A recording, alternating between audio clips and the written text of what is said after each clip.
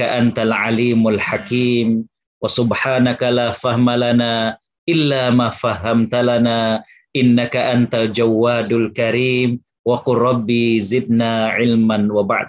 Ibu-ibu solehah, para perindu surga Allah Subhanahu wa taala, tentunya tiada kata yang pantas kita lantunkan di sore waktu Australia dan siang waktu di Indonesia ini melainkan ucapan syukur alhamdulillah. Walaupun di tengah pandemi ya Bapak Ibu, tapi Allah Subhanahu wa taala masih memberikan kepada kita kesehatan, Allah masih memberikan kepada kita kesempatan hidup. Aduh, subhanallah, kita terasa betul bahwa sehat dan kesempatan hidup ini merupakan nikmat besar dari Allah Subhanahu wa taala.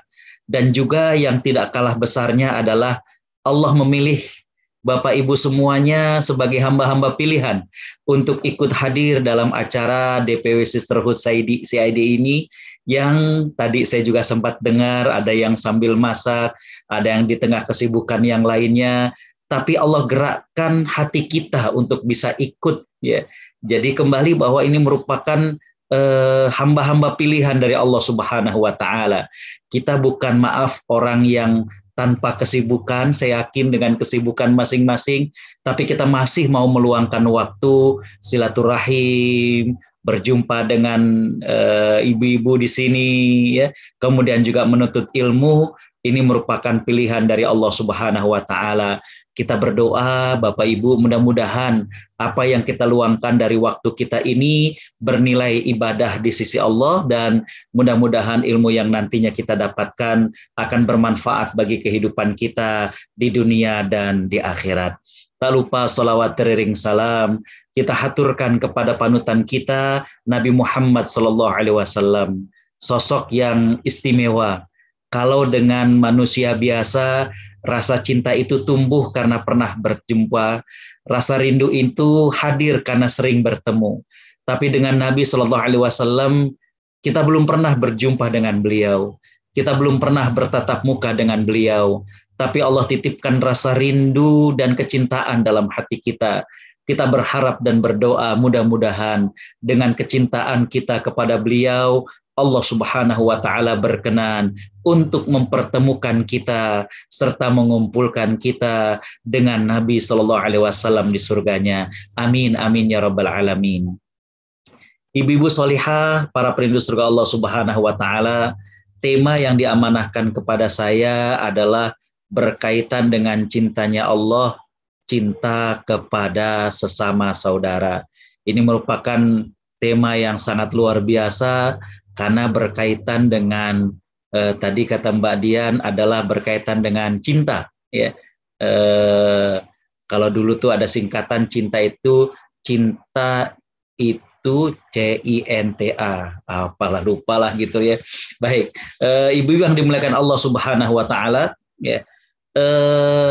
Di sini saya diingatkan dengan sebuah hadis yang diriwayatkan oleh Imam Muslim dari sahabat Abu Hurairah ya, di mana Nabi Shallallahu Alaihi Wasallam menceritakan kepada kita bahwa ada seseorang yang ingin mengunjungi saudaranya di kota lain. Saudara yang dimaksud ini adalah saudara seiman. Ya. Jadi dia ingin ke rumah saudaranya karena Allah Subhanahu Wa Taala. Maka Allah Subhanahu Wa Taala mengutus seorang malaikat untuk mencegat di tengah perjalanannya. Ya. Maka ketika kemudian laki-laki itu melalui jalan yang sudah memang malaikat itu tunggu, ya, maka kemudian malaikat ini bertanya, Aina turid? Mau kemana engkau? Maka dijawab, Uridu akhan li fi hadhil qaryah. Aku ingin mengunjungi saudaraku di kota ini. Maka kemudian malaikat mengatakan, Hallaka alaihi min ni'matin tarubbuha? Apakah ada nikmat? Apakah ada kepentingan dunia yang akan engkau cari? Dalam riwayat lain cara bacanya berbeda, yang artinya adalah apakah ada kenikmatan yang akan kau tunaikan kepadanya? Jadi kalau kalimat yang pertama itu, apakah ada sesuatu yang kamu harap berkaitan dengan dunia dengan engkau datang ke rumah saudaramu ini? Nah, dalam riwayat lain adalah apakah engkau ingin membayar sesuatu? Misalkan dia mau bayar hutang, ya, dia mau mengembalikan pinjaman barang dan lain sebagainya. Ya. Maka kemudian dijawab oleh laki-laki ini, la ghaira anni ahbabtuhu fillah. Enggak ada, kecuali aku memang mencintai dia karena Allah Subhanahu wa taala. Ini yang menarik adalah malaikat kemudian ya mengatakan kepada laki-laki tersebut, fa inni rasulullahi ilaik. Ketahuilah bahwa sesungguhnya aku merupakan utusan dari Allah Subhanahu wa taala kepadamu dan memberi kabar kepadamu bi annallaha ahabbaka kama ahbabtahu fi. Bahwa Allah Subhanahu wa taala mencintai dirimu sebagaimana engkau cinta kepada dirinya. Hadis diriwayatkan oleh Imam Muslim nomor 2567. Para bunda yang salihah, para perindu surga Allah Subhanahu wa taala. Hadis ini menjelaskan kepada kita bahwa bagaimanakah seseorang yang berteman, bersahabat, dan bukan cuma bersahabat dan berteman karena urusan dunia. Wah, saya cocoknya sama dia nih, gitu ya. Karena biasa jalan bareng, wisata bareng, ya. Saya sempat lihat di Facebook ya, ketika sudah agak reda, bagaimana nih ibu-ibu subhanallah ya jalan-jalan kemana, Botram kemana ya, baik di Sydney, di Melbourne dan di state-state yang lain. Begitu juga saya saksikan bagaimana muslimah-muslimah yang ada di Amerika ya, itu ketika agak landai, agak turun COVID kemarin itu, dan saya lihat udah pada buka masker, wah ya, di park, kemudian makan-makan, ada yang naik kapal ya. Jadi kembali bahwa bagaimana dalam hadis ini dijelaskan tentang pertemanan, persahabatan, tapi pertemanan dan persahabatannya ini bukan karena hal-hal yang bersifat duniawi. Ya. Jadi jauh di atas itu. Ya. Jauh daripada pertimbangan dan perhitungan-perhitungan duniawi. Kalau bahasa sekarang itu bukan pragmatis. Jadi memang betul-betul ketemu chemistry itu karena sama-sama beriman kepada Allah Subhanahu wa taala. Sama-sama dengan ketemu itu kemudian jadi semakin bertambah rasa cinta kepada Allah, takut kepada Allah, jadi semangat beribadah gitu ya. Ini persahabatan yang kelasnya itu lebih tinggi daripada persahabatan yang biasa ya. Jadi bukan cuma maaf sekedar hahaha ya, bukan hanya sekedar kemudian katakanlah rame riweh gitu ya, bukan ya, heboh, bukan, tapi persahabatan yang memang didasari karena oh iya, saya ini adalah sama-sama suka kalau ketemu dengan dia itu, nggak tahu ya, kalau ketemu itu jadi diingetin bagaimana ibadahnya, diingetin bagaimana untuk selalu baik. Jadi levelnya itu di atas dari semua sekedar persahabatan biasa. Ya. Nah di sini Nabi SAW menjelaskan bahwa ada seseorang yang akan berkunjung ke rumah sahabatnya. Jadi di sini menggunakan kata-kata saudara, artinya adalah sahabat tapi rasa saudara. Ya, sahabat rasa saudara. Kalau saudara itu memang kita nggak bisa memilih, ya. Memang Allah lahirkan dari rahim yang sama, tapi ada saudara yang kita bisa memilih, yaitu seiman, ya, memiliki kecintaan yang sama kepada Allah Subhanahu wa taala. Jadi ketika Nabi mengatakan di sini bahwa ia ingin mengunjungi saudaranya, maka yang dimaksud adalah sahabat, tapi sahabat rasa saudara. Ya. Nah, Allah Subhanahu wa taala Maha tahu tentunya. Tapi Allah ingin menguji, ingin mendengar langsung jawaban dari orang tersebut. Maka Allah Subhanahu wa taala mengutus malaikat ya, mencegat di tengah perjalanannya ya. Kalau misalkan dari Tempe menuju ke Lakemba misalnya, ya ini udah dijegat nih, misalnya di Belmore misalnya, ini background saya ini saya ambil tadi di internet dari salah satu rumah di Belmore karena memang kangen dengan Australia, maka kemudian wah backgroundnya ini harus Australia. Nah dicegat di tengah perjalanan dan kemudian ditanyakan, mau kemana engkau? Ya. Laki-laki ini menjawab, aku ingin mengunjungi sahabatku. Kemudian ditanya, Emangnya ke sana itu ada apa yang kamu inginkan? Ya. Misalkan, dia ngundang barbeque misalnya. Oh, ternyata di sana ada masak bakso misalnya ya. Baksonya bakso mercon lagi misalnya ya. Atau apa ya. Nah, ternyata bukan alasan itu ya. Tapi ada alasan yang jauh lebih mendasar, yaitu karena rindu karena Allah Subhanahu wa taala. Cinta karena Allah Subhanahu wa taala ya. Tentunya hal-hal dunia itu akan dapat, artinya ketika dia datang tentunya disuguhkan makanan, kemudian juga ada canda tawa, tapi yang menjadi fokus dia datang itu adalah karena cintanya kepada Allah Subhanahu wa taala. Resep gitu ya, suka kalau ke rumah dia itu suka dinasehatin, ngedenger dari obrolan tuh jadi tambah semangat. Subhanallah ya, dia punya anak 4, tapi ternyata anak-anaknya menibager, soleh, soleha gitu ya. Unggah-ungguhnya, bagaimana akhlaknya, attitude-nya. Jadi ada sesuatu yang lebih ketimbang materi yang dia harapkan. Nah, kurang lebih begitulah jawaban dari laki-laki tersebut. Jadi dia ya mencintai berkunjung ke orang tersebut adalah karena cinta kepada Allah Subhanahu wa taala. Malaikat kemudian mengatakan kepadanya, ya, bergembiralah, ketahuilah bahwa aku sebenarnya merupakan utusan Allah Subhanahu wa taala. Aku diutus untuk menyegat kepada dirimu dan bertanya hal yang tadi, sekaligus menyampaikan bahwa Allah mencintaimu sebagaimana engkau cinta kepada saudaramu. Subhanallah. Ya. Ibu-ibu solehah yang dimuliakan Allah Subhanahu wa taala, ya. Dalam hadis yang diriwayatkan oleh Imam Ahmad, ya, Nabi Shallallahu Alaihi Wasallam meriwayatkan sebuah hadis qudsi. Hadis qudsi ini redaksinya dari Nabi, tapi kontennya dari Allah Subhanahu Wa Taala. Ya. Di mana di sini dikatakan haqqat mahabbati lil mutahabina fiyya wa haqqat mahabbati lil mutazawirina fiyya wa haqqat mahabbati lil mutabadzilina fiyya wa haqqat mahabbati lil mutasadiqina fiyya wal mutawasilin. Allah Subhanahu wa taala mengatakan dalam hadis qudsi ini, apa kata Allah? Ya, sungguh aku mencintai orang yang saling mencintai karena aku.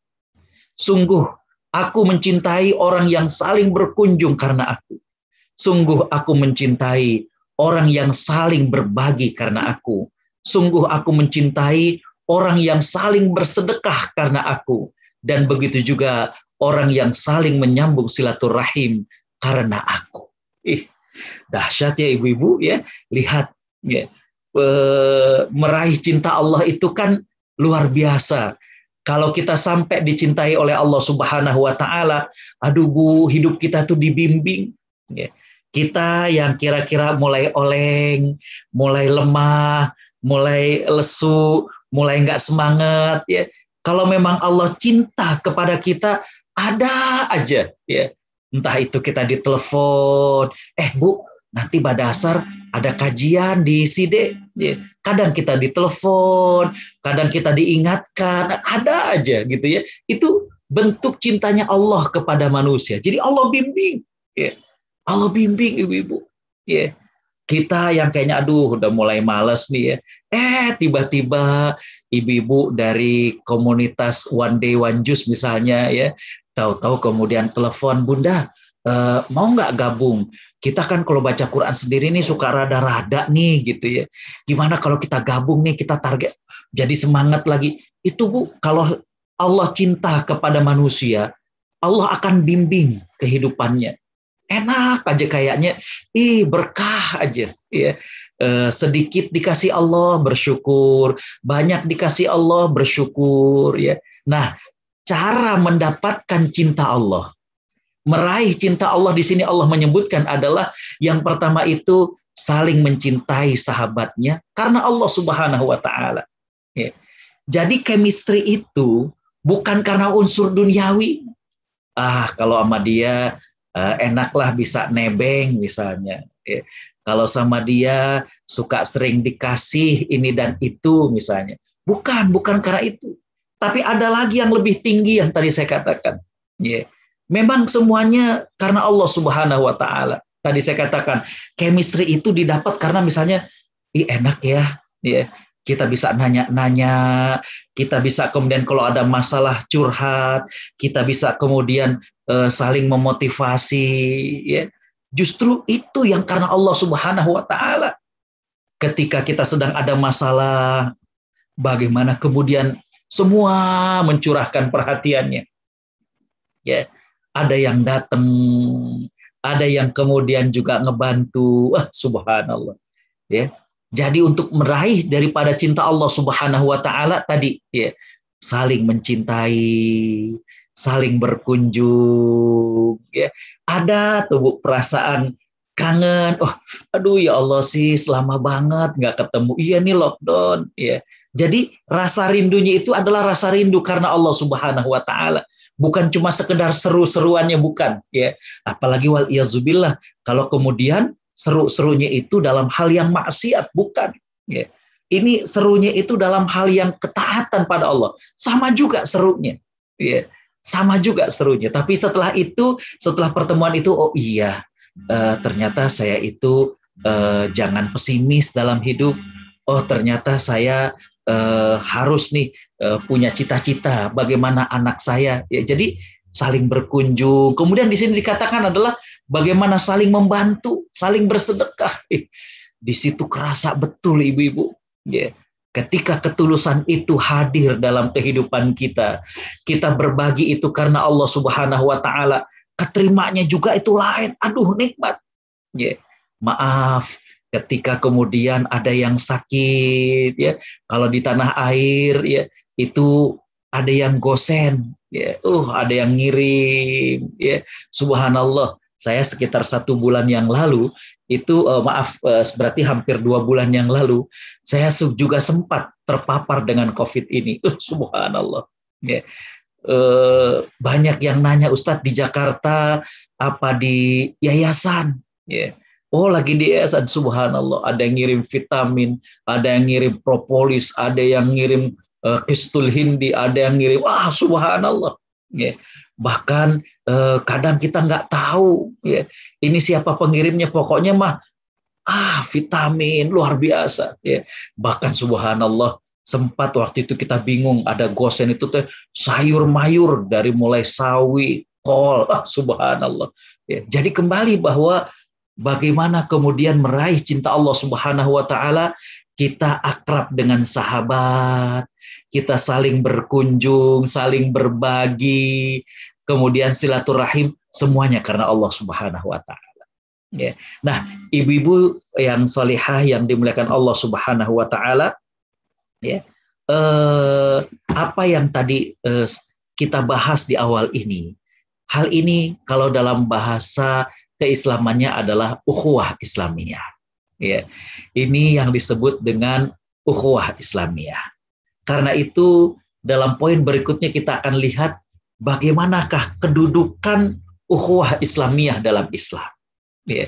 Bagaimanakah, kan ini ada sisterhood, bagaimana kemudian ya Allah kita bersaudara karena Allah Subhanahu wa taala. Bagaimana kedudukannya? Yang pertama adalah ya, ukhuwah adalah merupakan karunia dari Allah Subhanahu wa taala. Ya. Coba deh ibu-ibu lihat surat Al-Anfal ayat 63. Surat Al-Anfal ayat 63.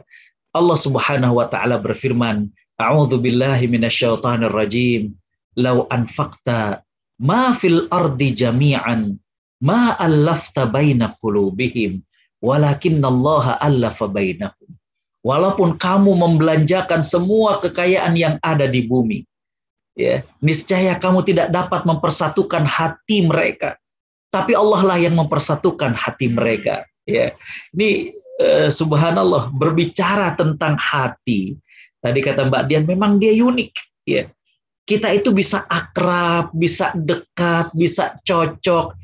Itu Allah yang menggerakkan hati kita. Nggak bisa dibuat-buat. Ya. Bagaimana kita ketika ketemu, aduh, udah kayak kenal sekian tahun dan baru ketemu, akrab. Karena kenapa? Hati. Ya. Dan Allah Subhanahu wa taala mengatakan di sini bukan karena faktor dunia. Kalau kalian ya mendermakan, mengeluarkan harta sampai segitu banyaknya, nggak akan bisa tuh untuk kemudian melunakkan hati satu dengan yang lain. Ya, nggak akan bisa. Ya. Hati itu merupakan tempat bersemayamnya suatu hal yang sangat unik. Ketika kita ketemu chemistry-nya, enak aja. Ya. Walaupun maaf secara materi, dia kayaknya orang biasa-biasa saja. Walaupun secara popularitas, dia orangnya nggak terkenal. Tapi kok kita enak gitu ya, ketemu itu. Ya. Nah inilah yang namanya ukhuwah. Itu anugerah. Ya. Anugerah dari Allah Subhanahu wa Ta'ala. Ya. Makanya tadi saya katakan, kalau saudara kandung, kita tidak ada pilihan. Tidak bisa memilih maksud saya. Ya. Tapi kalau saudara seiman, saudara seislam, subhanallah ibu. Ya. Hati ini tuh kayak enak aja ketika ketemu. Ya. Ketika kumpul, ya Allah, betul-betul nggak dibuat-buat. Ya. Bagaimana kemudian dengan gesturnya, dengan gimmicknya, benar-benar nikmat ketika ketemu. Itu Allah mengatakan Allah lah yang mempertemukan hati-hati mereka, bukan karena harta. Jadi kedudukan ukhuwah ini luar biasa. Ia merupakan anugerah dari Allah Subhanahu wa Ta'ala. Yang kedua, yang namanya ukhuwah nih ibu-ibu yang dimuliakan Allah, ternyata dia cermin dari keimanan. Cermin dari keimanan. Allah Subhanahu wa Ta'ala berfirman, A'udzu billahi minasyaitonir rajim. Innamal mu'minuna ikhwatun. Ya, hanya saja orang-orang yang beriman itu bersaudara. Coba deh ibu-ibu lihat, diawali dengan innama, yang artinya adalah hanya saja. Hanya saja. Apa maksudnya? Di sini maksudnya adalah bahwa ya, ketika keimanan kita ini tinggi, maka perasaan ukhuwah itu juga semakin dekat. Ya. Mohon maaf ibu-ibu yang dirahmati Allah, tadi saya ketika bikin materi ini takut kepanjangan. Ada satu materi judulnya ranjau-ranjau dalam bersaudara. Ibu-ibu tahu ranjau? Ranjau itu sebuah alat peledak yang ditanam di tanah. Ya. Dan kemudian disembunyikan agar tidak terlihat. Nanti kalau ada musuh yang berjalan dan kemudian menginjak ranjau tersebut, bam, meledak. Ya. Nah, begitu juga dalam bersaudara, dalam bersahabat, dalam berukhuwah, ada ranjaunya ibu-ibu. Ya. Tanpa kita sadari, ketika itu kita lakukan, maka kemudian persaudaraan kita, persahabatan kita, menjadi kering. Ya. Nah, di antara ranjaunya itu adalah, mohon maaf nih ibu-ibu ya, di antara ranjaunya itu adalah kalau kita maksiat. Ya. Kalau kita maksiat, mungkin orang-orang di Sydney, orang-orang di Melbourne, orang-orang di Perth, ya, orang-orang di Canberra itu mungkin nggak ada yang tahu. Ya. Mungkin mereka nggak menemukan kita, tapi ya, ibu-ibu yang dirahmati Allah, jangan salah, hati kita jadi semakin jauh. Benar, hati kita tuh jadi, kok jadi nggak nyaman ya, gitu. Ya. Ya. Jadi kembali bahwa keimanan itu yang bikin kita kemudian jadi nampak makin enak, makin mesra. Kalau dikatakan keimanan kayaknya abstrak. Ya, yang lebih real adalah ketika kita rajin beribadah. Bu, ya. Ketika kita rajin beribadah, maka persaudaraan kita juga terasanya enak. Hati kita juga kayaknya, rindu, kangen. Ketika ketemu tuh, gitu. Ya. Mohon maaf, ibu-ibu yang dirahmati Allah. Di rumah tangga saja, di rumah tangga ya, kita bisa merasakan hal itu. Di rumah tangga, ya. Ketika ibadah kita lagi rajin, kita puasa sholatnya dijaga, ada sholat sunnah yang kita lakukan, ada baca Quran yang kita lakukan, ngadepin suami, ngadepin anak-anak, rasanya sabar, ya. Anak-anak kita berlari ke sana, teriak-teriak. Apa kata kita kepada suami? Nyanyian surga. Kita bilang begitu ibu-ibu. Jadi ketika kemudian anak-anak itu teriak-teriak, lari sana, naik sini, Ketika kemudian kita lagi rajin ibadah, iman kita lagi tinggi, kita bilang, biarin nyanyian surga. Betul nggak Ibu-Ibu? Ya. Suami juga kelihatannya kayak gimana, kita senyum. Tapi Bu, kalau ibadah kita lagi turun, ya, sholat lagi aut-autan, baca Quran nggak ada, puasa sunnah juga nggak ada. Geram rasanya, gregetan gitu ya.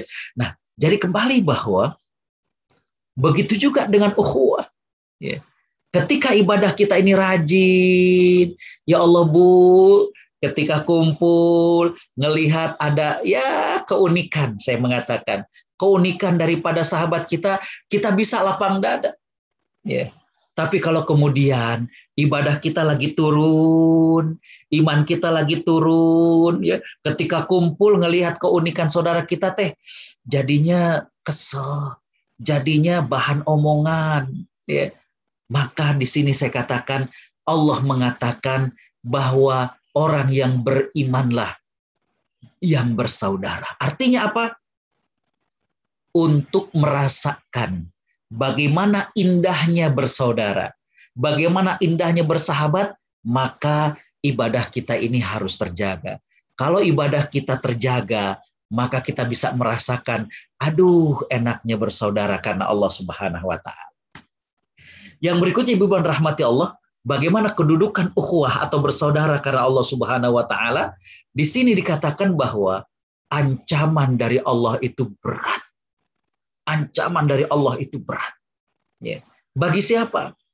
Ma min dzanbin ajdaru an yu'ajjilallahu ta'ala li sahibihi al-'uquba fid dunya ma'a ma yaddakhiruhu lahu fil akhirah mithlul bagyi wa qati'atir rahim. Kata Nabi SAW, gak ada dosa yang lebih pantas untuk disegerakan balasannya di dunia, ya, selain daripada nanti bagaimana siksa di akhirat, daripada orang yang melampaui batas atau berlaku zalim, dan orang yang memutuskan silaturahim. Ya. Jadi Ibu yang dirahmati Allah Subhanahu wa Ta'ala, kembali bahwa kedudukan ukhuwah, kedudukan bersahabat karena Allah ini luar biasa. Ya.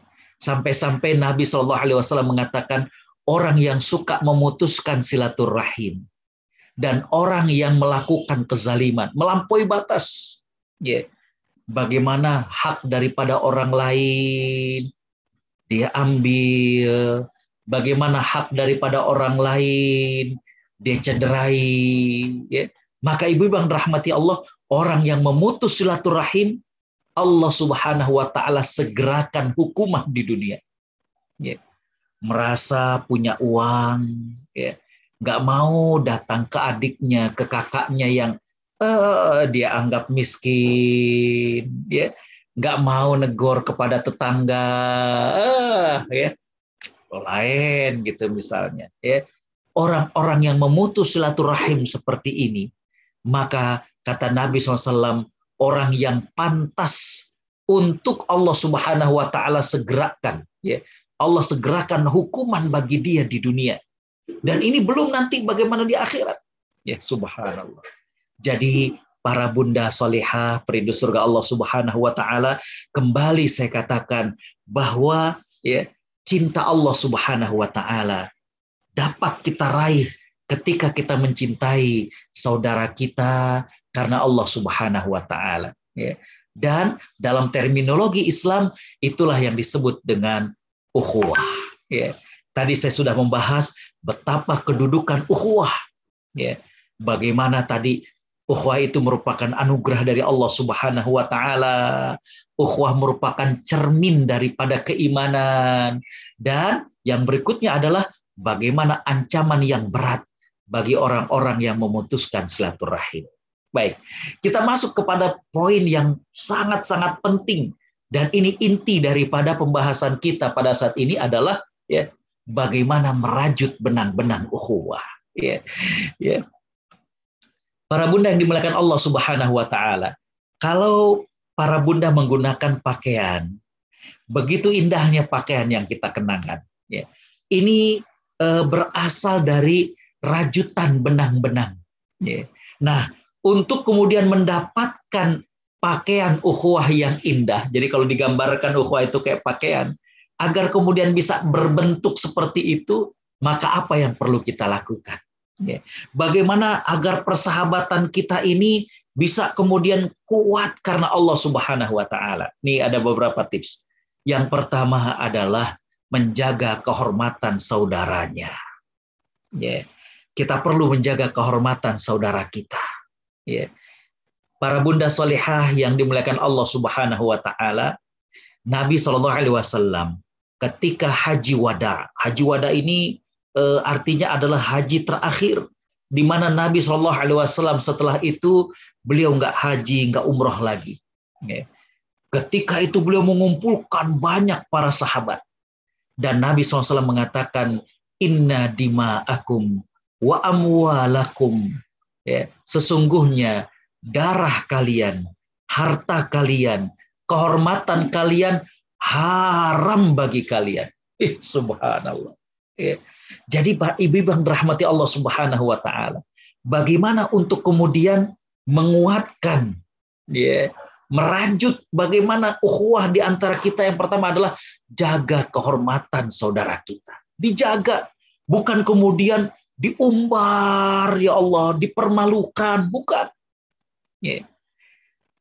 Jadi gini, ada seorang sahabat Nabi Shallallahu alaihi wasallam yang dia mengundang Nabi untuk makan malam bersamanya. Untuk makan siang, sore, bersama dengan keluarganya.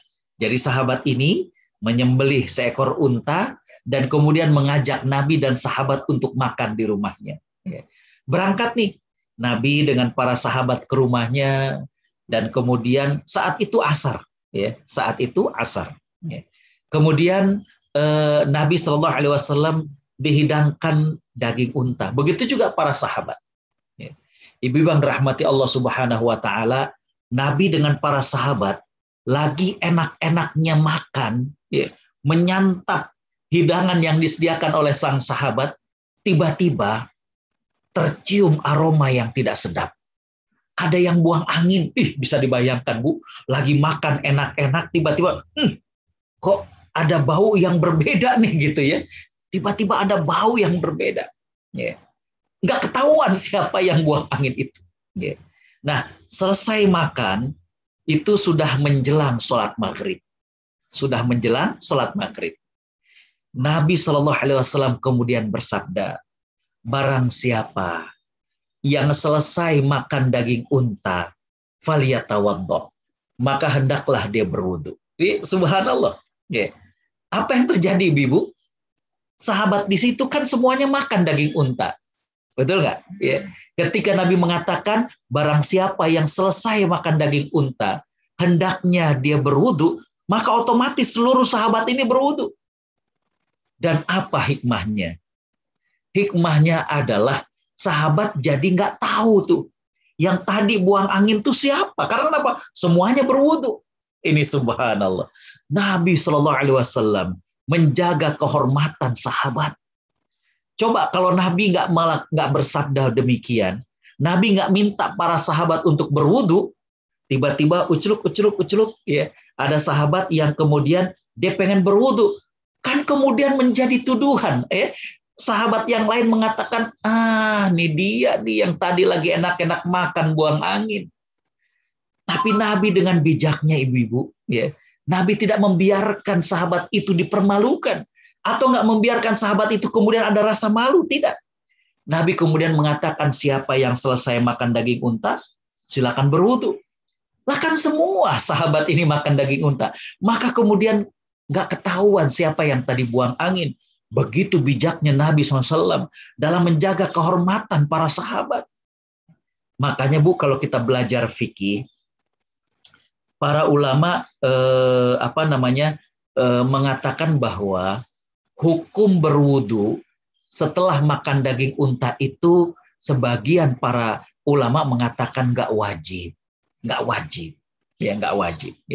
Karena kenapa? Karena sebagian para ulama mengatakan Nabi bersabda hal yang demikian ya, lantaran Nabi Shallallahu Alaihi Wasallam ingin menjaga kehormatan sahabat tersebut dan bukan menunjukkan wajib. Coba lihat Bu, ya, kalau kita punya teman yang bisa menjaga kehormatan kita, yang tidak mengumbar daripada kita nggak dipermalukan, coba, ya, semakin kuat Bu, semakin kuat, ya, semakin kuat. Oke, baik. Yang kedua, Ibu Bang rahmati Allah Subhanahu wa taala, adalah bagaimana menutupi aib dan menjaga rahasia. Kalau tadi mempermalukan, ya, mempermalukan, ya. Ini nggak boleh, bahkan menjaga kehormatannya. Yang kedua, bagaimana untuk menguatkan ukhuwah, merajut tali-tali benang-benang ukhuwah adalah menutupi aib dan menjaga rahasianya. Ya. Nabi Shallallahu Alaihi Wasallam bersabda dalam hadis yang diriwayatkan oleh Imam Abu Daud, nih menarik, apa kata Nabi? Apabila seseorang membicarakan sesuatu kepadamu, kemudian dia nengok kanan, nengok kiri, maka kata Nabi, pembicaraan itu merupakan amanah. Subhanallah. Artinya kalau amanah harus dijaga, Bu. Jangan sampai kemudian kita sebarkan, jangan tahu nggak? Dia itu ternyata, begini. Jangan, aduh ya Allah. Justru kalau kita ingin merajut benang ukhuwah, bagaimana kemudian timbul rasa suka dengan sahabat kita ini, bagaimana rasa cinta karena Allah, tutupi aibnya, jaga rahasianya. Mohon maaf Bu, tiap kita itu punya aib, tiap kita itu punya rahasia. Ketika kemudian dicerita sama kita, kita jaga daripada rahasia itu. Misalkan dia curhat, Ustadz, ini mohon maaf, ya, saya mau konsultasi. Bagaimana ya kalau begini, Bagaimana kalau begitu. Ya, coba, ya, dijaga rahasianya. Ketika kemudian dia mengatakan, dia curhat seperti itu, berarti dia sudah percaya. Dan kita harus menjaga kepercayaan ini. Ya. Nah, di antara hal yang menguatkan persaudaraan kita itu mampu menutupi aib.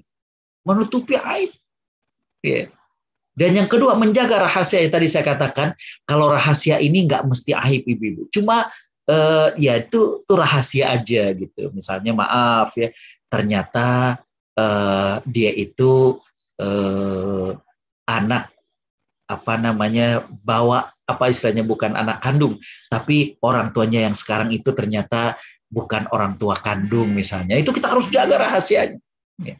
Udahlah, ya. Buat apa kemudian kita buka-buka rahasia daripada saudara kita? Nah, ketika kemudian kita bisa menutupi aib saudara kita bisa menjaga rahasia saudara kita, aduh Bu, rasanya enak begini nih, kompak luar biasa. Ya. Yang pertama tadi, ya, menjaga kehormatan, jangan suka mempermalukan.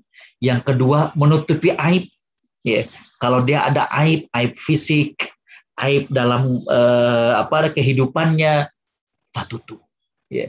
Kalau dia ada rahasia juga sama, kita tutup. Ya. Lihat bagaimana Nabi mengajarkan. Ya. Kalau ada orang ngomong sama kita sambil dia nengok kanan, nengok kiri, kayak takut ada yang ngedengar, berarti apa yang dia sampaikan itu amanah. Dan kalau amanah itu berarti harus dijaga. Subhanallah. Sampai segitunya Bu ya, ajaran Islam luar biasa. Ya. Yang berikutnya, ya, Nabi Shallallahu Alaihi Wasallam, ya, di sini menyatakan kepada kita bahwa yang menguatkan ukhuwah itu adalah bagaimana kita saling membantu dan juga menutupi aib. Di sini ada menutupi aib. Ya.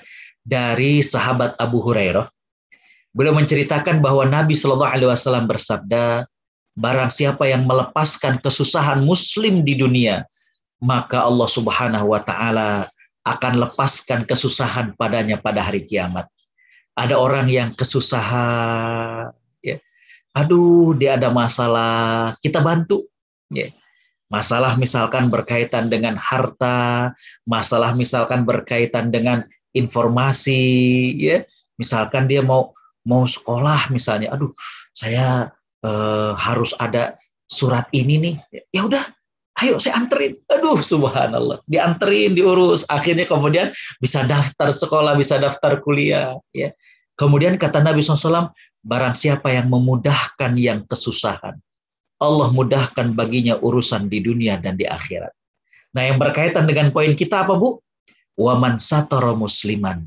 Barang siapa yang menutupi aib saudaranya, ya, bagaimana yang dia dapatkan? Satarallahu fid dunya wal akhirah.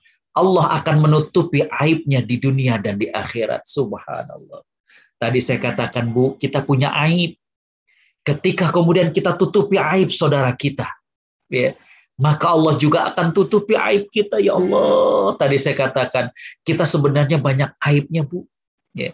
Allah tutupi ini dari pandangan manusia. Ya. Maka kita jangan pernah membuka-buka aib daripada saudara kita. Ya. Aduh, udah deh, jangan diobrolin. Ya. Aduh, jangan deh, ya cukup kita doakan saja. Ya. Subhanallah. Ya. Baik, Ibu rahmati Allah. Ya. Imam Ibnu Rajab Al-Hambali, beliau mengatakan dalam kitabnya Jami'ul Ulum wal Hikam, jika seseorang melihat pada saudaranya ada kekurangan dalam agama, maka ia berusaha untuk menasihati, maka itu adalah yang baik. Ya. Jadi kalau kita lihat ada kekurangan, bukan kemudian kita buka, bukan. Ya. Bagaimana justru, ya, Ibu yang rahmati Allah Subhanahu Wa Taala, dia ingin, ya, untuk kemudian bersama memperbaiki orang tersebut. Bukan kemudian membuka daripada aibnya. Bukan. Ya. Bagaimana semangatnya itu adalah untuk kemudian memperbaiki bersama-sama. Menasehati kekurangan dalam agama. Ya. Kita lihat misalkan, aduh, dia ini udah jarang nih datang dalam pengajian CDI misalnya. Ya. Maka Ibu yang dirahmati Allah Subhanahu Wa Taala, cara yang bijak adalah bagaimana kita menasehati diam-diam. Kita japri, Bu, kemarin kemana? Seru loh kita ngaji, kangen-kangenan. Ya. Oh iya, saya lagi begini. Coba kalau ada kekurangan, kalau ada aib, ya, bagaimana kata Imam Nur Rajab, kalau berkaitan dengan agama, kita nasehatin. Kita nasehatin. Ya. Kemarin saya ada acara kuliah melalui WhatsApp, ya, berkaitan tentang agama dan akhlak yang menjadi prioritas. Ya. Nah itu banyak juga yang banyak. Ya. Bagaimana kalau dia tahu, ya, seseorang itu melakukan katakanlah hal yang melanggar agama, ya. Misalkan maaf sekali lagi dia dapati selingkuh misalkan, atau misalnya dekat dengan yang bukan mahramnya misalnya, ya. Maka cara yang terbaik itu adalah bagaimana menasehati diam-diam. Ya. Saya mau bicara dong, misalnya gini. Maaf nih, saya lihat kok kamu dekat banget sama dia. Ya, coba kita nasehatin pelan-pelan. Kamu apa nggak khawatir? Kamu kan punya anak perempuan. Bagaimana kalau nanti Allah Subhanahu Wa Taala berikan dia jodoh dan disakiti oleh suaminya? Ya. Coba ya, nasihati pelan-pelan. Ya. Ya. Bapak Ibu Allah Subhanahu Wa Taala rahmati. Jadi kembali bahwa ketika ada aib yang kita temui pada saudara kita bentuknya menasehati. Bukan kemudian kita umbar-umbar, bukan kemudian menjadi bahan ceritaan satu Sydney, satu Australia, bukan. Ya. Jadi demikian. Ya. Baik. Selain tadi, ya, yang pertama tadi menjaga kehormatan, yang kedua menutupi aib dan juga menjaga rahasia, yang ketiga empati dan simpati. Subhanallah, ini hadisnya luar biasa, Bu. Ya. Nabi Shallallahu Alaihi Wasallam bersabda, "Man ahabba an yuzahzaha anin nar wa yudkhalan jannah falta'tihi maniyatuh wa huwa yu'minu billahi wal yaumil akhir wal ya'ti ilan nasil ladzi yuhibbu an yu'ta ilaih."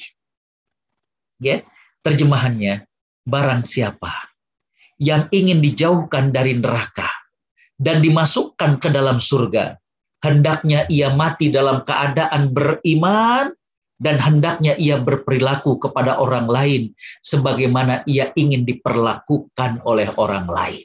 Jadi dia pengen diperlakukan kayak gimana, nah begitulah dia memperlakukan orang lain. Itu namanya apa, Bu? Empati dan simpati. Ya, yeah. Yeah. Empati dan simpati. Coba ibu-ibu Pengen nggak kalau orang kemudian hormat sama kita, orang sopan sama kita, orang suka ke rumah kita? Apa caranya? Ya kita perlakukan orang lain seperti itu. Ya. Bagaimana ketika berjumpa dengan orang itu kita hormat, kita sopan, ya. Bagaimana kita membantu orang, kita humble.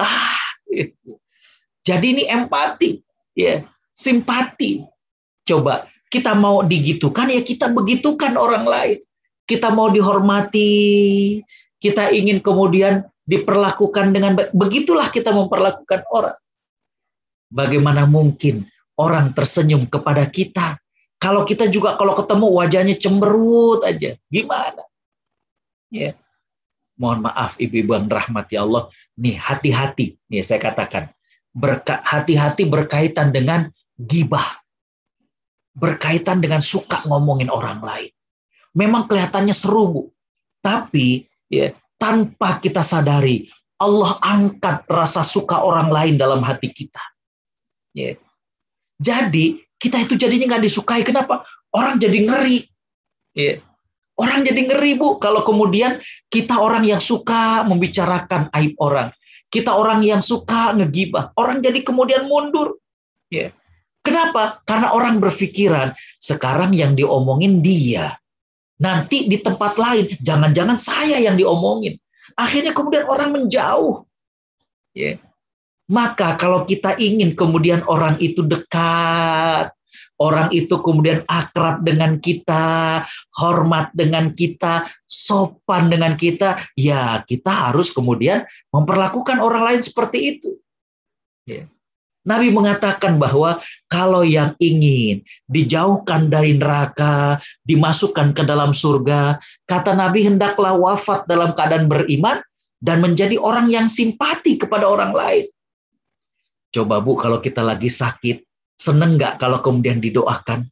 Seneng nggak kalau kemudian didatangi? Seneng nggak kalau kemudian kita mendapatkan perhatian? Nah, kalau kita ingin mendapatkan hal itu, begitu juga kepada orang lain. Ya. Ini kita kalau WA, ya, nggak dibales sama orang, marah. Gimana sih ini? Ya. Tapi kita sendiri, ketika kemudian dapat WhatsApp dari orang, nggak pernah kemudian kita membalas. Ya, nah ini tadi ini sebenarnya jadi materi khusus tentang ranjau-ranjau berukhuwah, Bu. Ya. Ranjau-ranjau berukhuwah. Kita pengen diperlakukan baik sama orang, tapi ternyata kita sendiri nggak demikian. Ya. Kita kalau tadi saya katakan WA ke orang, telepon ke orang, nggak dibalas WhatsApp kita, nggak diangkat telepon kita, ngambek. Ya. Tapi kita sendiri bagaimana? Ya. Jangan-jangan kita kalau di WA sama orang nggak pernah membalas. Ya. Jangankan kata-kata jempol aja, Bu, nggak pernah jempol. Ya. Nggak pernah jempol gitu ya. Paling nggak ya jempol lah gitu. Ya. Nah, bagaimana kalau orang kemudian memperlakukan hal yang sama kepada kita? Nah, jadi untuk merajut ukhuwah itu diantaranya empati dan simpati. Ya. Yang berikutnya nih Bu, ini menarik nih kalau bahasanya begini. Ya. Karakter orang yang beriman tuh mestinya rukun. Ya. Jadi kalau kemudian kita menjadi troublemaker, ya, di sini, aduh, kayaknya bikin riuh, ya, bikin kacau, masuk ke sini bikin kacau, ya. Jadi hawanya tuh nggak senang. Wah, ini kayaknya bawaannya tuh maunya musuh aja, maunya nggak nyaman aja. Itu sebenarnya bukan karakter orang yang beriman, Bu. Ya. Orang yang beriman tuh pola pikirnya itu rukun. Ya. Nabi SAW bersabda, al-mu'minu ilfun ma'lufun, la khaira man la ya'laf wa la yu'lif. Ya. Apa kata Nabi SAW? Orang mukmin itu senangnya hidup rukun, bukan cari musuh. Gitu. Jadi kalau ada masalah di suatu komunitas, yang dia pengen itu cari solusi, bukan cari ribut. Gitu. Nah ini beda. Ya. Ini Nabi yang mengatakan orang beriman tuh hidup rukun. Pengennya tuh rukun. Coba deh Bu, kalau misalnya kita selalu nggak akur, ya, sama komunitas nggak akur, sama grup di sini nggak akur, bahkan sama saudara, ya, nggak mau akur. Wah, sebentar ribut. Aduh, ya Allah, nggak enak Bu hidup kayak begitu. Dan itu bukan karakter orang beriman. Nabi mengatakan la khaira fi man la ya'laf wa la yu'lif. Nggak ada kebaikan bagi orang yang nggak bisa hidup rukun dan nggak bisa harmonis dengan orang lain. Yeah. Di matanya itu, Bu, kacamatanya itu kelihatannya itu orang tuh kurang saja. Yeah. Jadi di matanya itu orang kelihatannya kurang saja. Yeah. Coba deh, Bu, kalau misalkan kita ketemu sama orang yang dalam kacamata dia orang lain tuh kurang saja, yang kelihatan tuh kekurangannya aja. Pengajian, subhanallah ya, ibu itu walaupun kita lihat misalnya udah sakit-sakitan, tapi masih datang ke side misalnya. Itu cara pandang yang positif kan? Tapi kalau orang pakai kacamatanya yang negative thinking, ya sih, emang udah tua rajin sampai masih ke ke masjid, tapi kan bikin repot orang. Tuh lihat didorong-dorong. Jadi kacamatanya tuh negatif aja. Wah, alhamdulillah ya, dia sekarang udah berhijab. Ya berhijab sih berhijab, tapi lihat dong kerudung sama bajunya nggak cocok, negatif aja gitu. Jadi nggak mau tuh harmonis, nggak mau rukun gitu, nggak mau harmonis, nggak mau rukun. Ya, wah itu masya Allah ya, pengajian komunitas itu udah maju, iya, tapi kan duit kas jadinya habis misalnya, saldonya, jadi dia cara pandangnya itu yang negatif aja. Ya, negatif thinking. Ya. Orang kalau udah kayak gini, auranya aura negatif, Bu. Ketemu orang kayak gini tuh auranya negatif. Ya. Ya. Auranya negatif. Ketika ketemu kumpul dengan orang begini itu, auranya tuh negatif. Dan ini nggak nyaman coba. Ya. Nabi mengatakan di sini la khaira, nggak ada kebaikan bagi orang yang nggak bisa hidup rukun. Nggak bisa hidup rukun. Ya. Tapi kalau cara berpikir positif, nggak begitu. Ya. Ketika melihat orang yang dilihat sisi positifnya, ya, coba, ya, yang dilihat sisi positifnya. Ya. Jadi untuk merajut ukhuwah, untuk menguatkan bagaimana pertemanan karena Allah, coba deh rukun, ya. Ya kurang-kurang sedikit kita maklumi. Saya pernah bikin entah itu renungan pagi, renungan siang atau renungan sore. Di sini ada yang sering dapat, Mbak Dian dan Uni Wedi itu suka sering dapat ya, atau Bu Lili ya. Saya pernah mengatakan bahwa di antara yang meringankan hati kita adalah ya, kita tidak membahas semuanya dalam pikiran kita. Ada kadang dalam hal yang kita harus ignore. Ya, udahlah biarin gitu ya. Ketika hal itu nggak terlalu dahsyat, ya. Karena kenapa? Kita pengen hidup rukun. Kalau kemudian hal-hal kecil juga kelihatan, kemudian negative thinking, aduh Bu, nggak enak tuh, nggak enak. Ya. Dor, ini musuh. Ya. Di kedaerahan musuh, di masjid musuh, di komunitas ini musuh. Wah, dar. Nggak enak. Karakter mukmin itu kata Nabi ilfun ma'luf. Rukun, harmonis. Aduh, subhan. Baik, Ibu Bang rahmati Allah. Imam Ibnu Taimiyah berpesan, jika ada dalam diri seseorang kebaikan dan kejelekan, dosa dan ketaatan, dia mengamalkan yang sunnah tapi juga melakukan yang bid'ah, maka kata beliau, maka kecintaan padanya tergantung pada kebaikan yang ia miliki. Lihatnya itu pada kebaikannya, Bu. Lihatnya pada ketaatannya, Bu. Lihatnya pada dia mengamalkan sunnahnya. Dia pantas dibenci karena melakukan kejelekan dan kemaksiatan. Bisa jadi ada dalam dirinya kemuliaan dan kehinaan bersatu dalam dirinya. Tapi kita harus lihat bagaimana hal yang baik. Yeah. Nih, beliau mengatakan di sini, contoh misalkan, ada pencuri yang miskin. Yeah. Dia mencuri, tapi dia miskin. Maka kata Imam Taimiyah, kita harus objektif. Dia berhak dihukumi dengan dipotong tangannya karena mencuri, tapi dia juga berhak mendapatkan harta bantuan dari Baitul Mal karena miskinnya dia. Yeah. Jadi ketika seseorang itu, kata Ibnu Taimiyah, kita juga harus melihat sisi positifnya. Kalau selalu negatif yang kita lihat, aduh, susah buat rukun, ibu-ibu. Yeah. Baik, para bunda muslimah yang dimuliakan Allah Subhanahu wa taala, jadi kembali bahwa cintanya Allah dapat kita raih dengan kita cinta kepada sesama. Persahabatan karena Allah. Dalam bahasa yang lebih kuatnya adalah ukhuwah. ya, bersaudara karena Allah Subhanahu wa taala. Dan kedudukan ukhuwah tadi sudah sangat luar biasa. Kita nggak bisa untuk kemudian bagi-bagiin harta kemudian kita disukai orang, nggak bisa, Bu. Ya. Kalaupun saat itu kita dipuji, hanya sementara. Tapi yang menguatkan hati kita itu Allah Subhanahu wa taala. Yang menggerakkan hati kita. Nggak tahu sama dia itu kok kayaknya cocok banget, ya. Dari dulu, ya. Sejak saya datang ke Sydney tahun 2008, ya. Tahun 2008 berarti udah 3. Itu kayaknya aduh, enak banget. Padahal nggak ada materi yang kita dapatkan. Akrab aja, enak. Ya.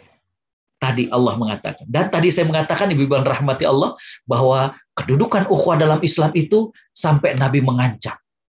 Nggak ada yang paling pantas untuk disegerakan hukuman di dunia. Selain nanti di akhirat, melainkan orang yang suka memutuskan silaturahim. Ya. Dan tadi saya menyebutkan ada beberapa hal yang bisa kemudian menguatkan rasa cinta di antara teman, ya, di antara saudara, karena Allah tadi saya katakan bagaimana kita menjaga kehormatan, menutupi aib, menjaga rahasia, simpati, empati, ya.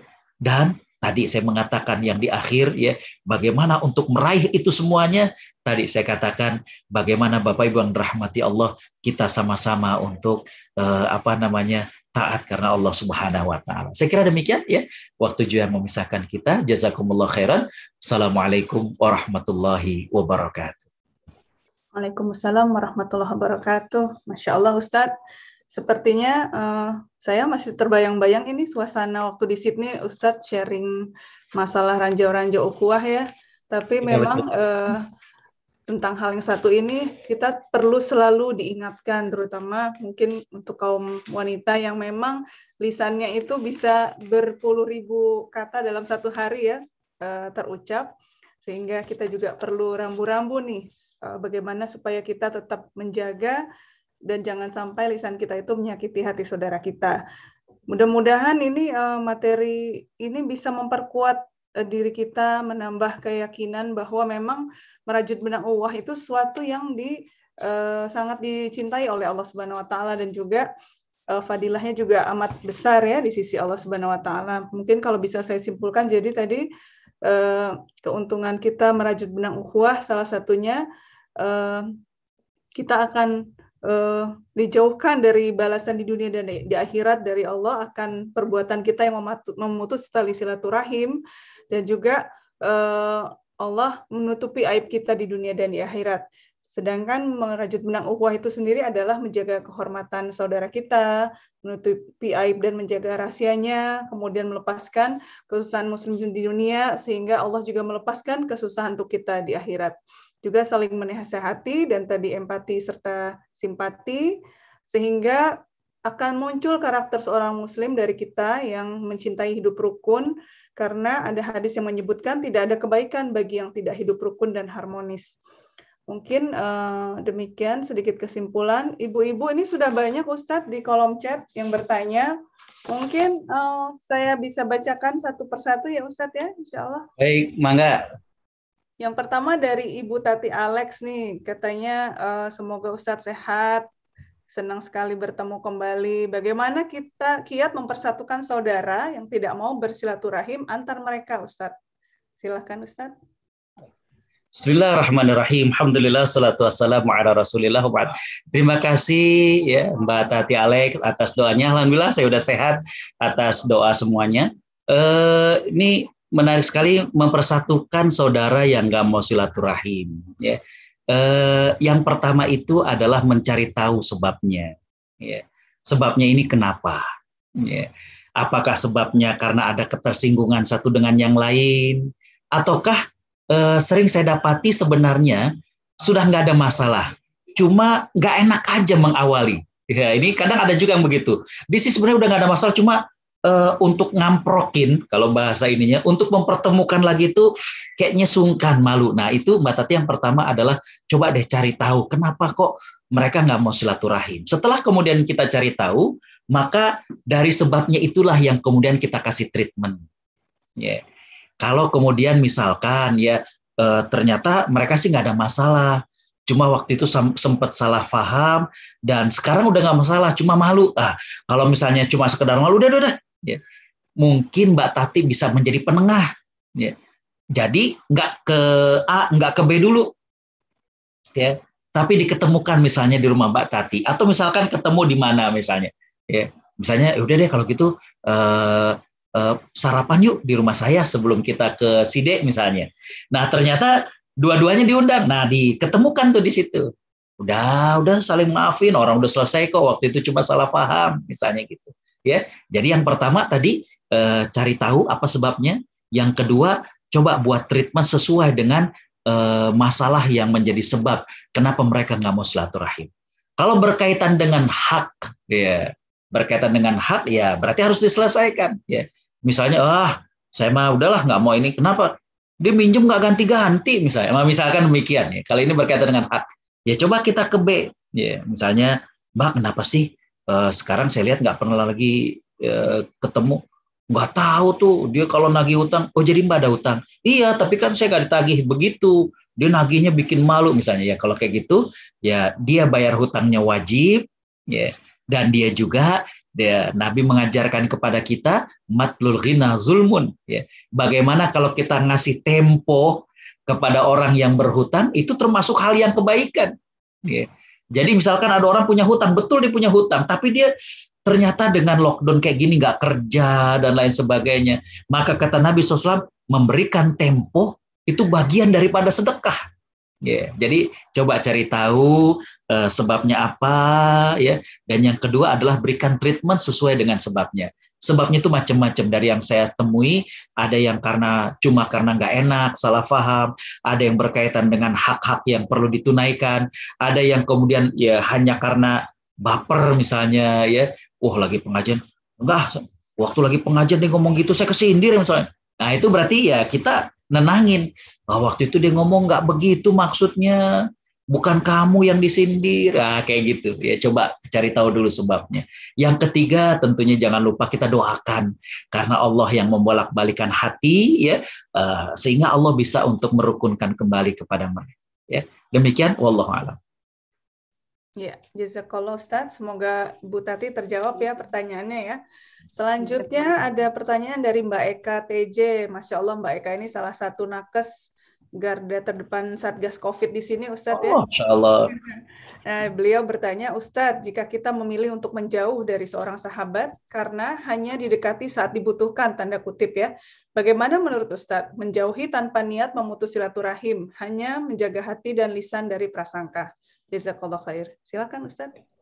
Bismillahirrahmanirrahim. Alhamdulillah, salatu wassalamu ala rasulillah. Terima kasih Mbak TJ atas pertanyaannya, ya. Mudah-mudahan Allah menjaga Mbak dan juga keluarga, ya. Dan terus semangat, ini peluang surga ketika menjadi garda terdepan dalam COVID ini, ya.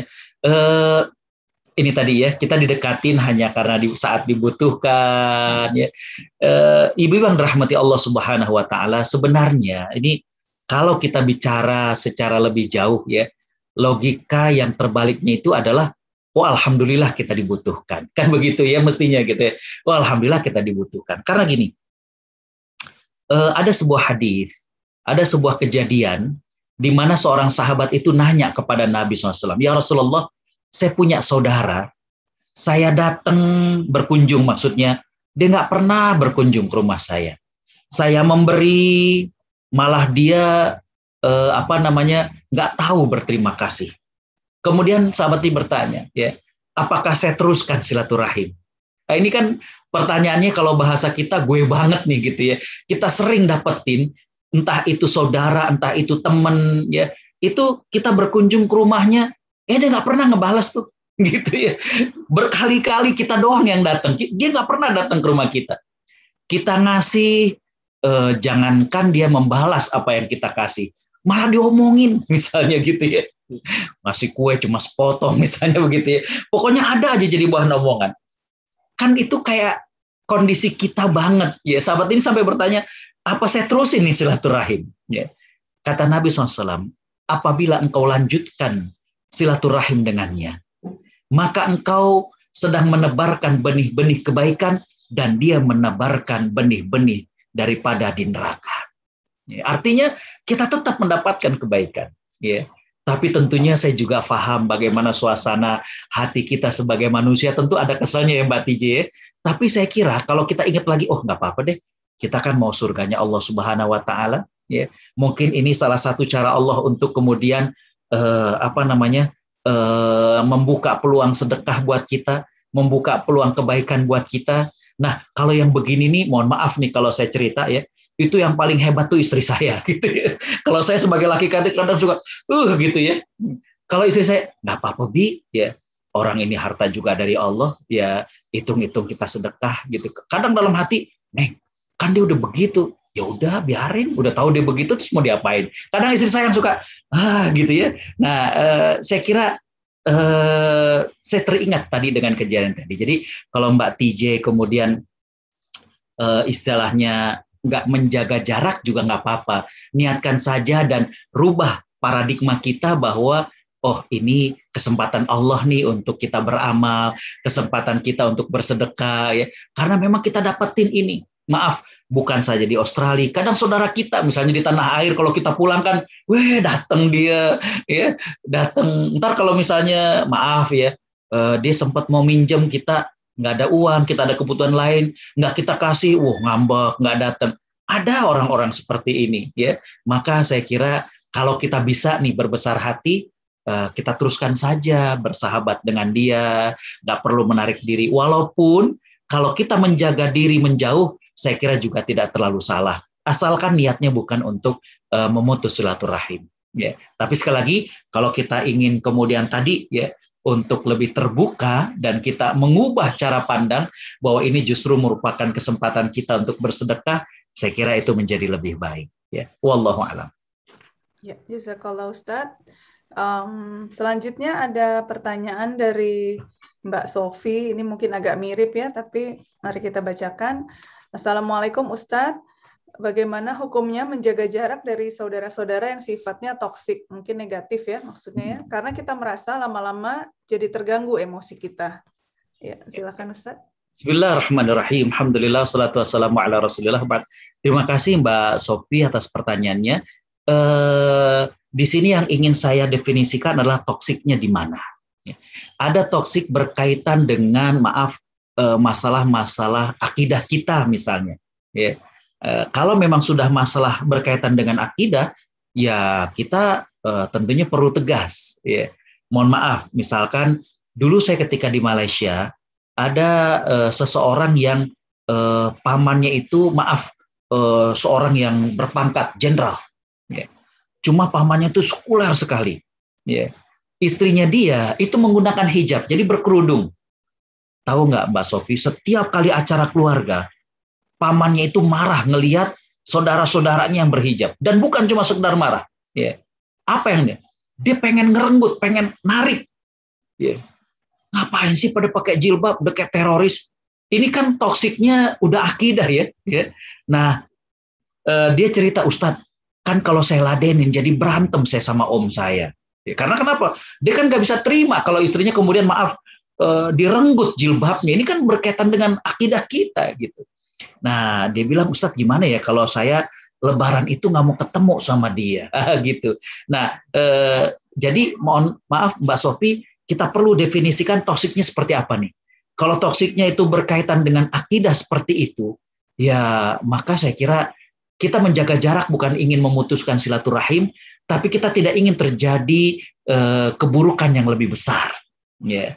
Tapi kalau toksiknya, ada toksik juga yang berkaitan dengan akhlak misalnya, toksik berkaitan dengan akhlak ya.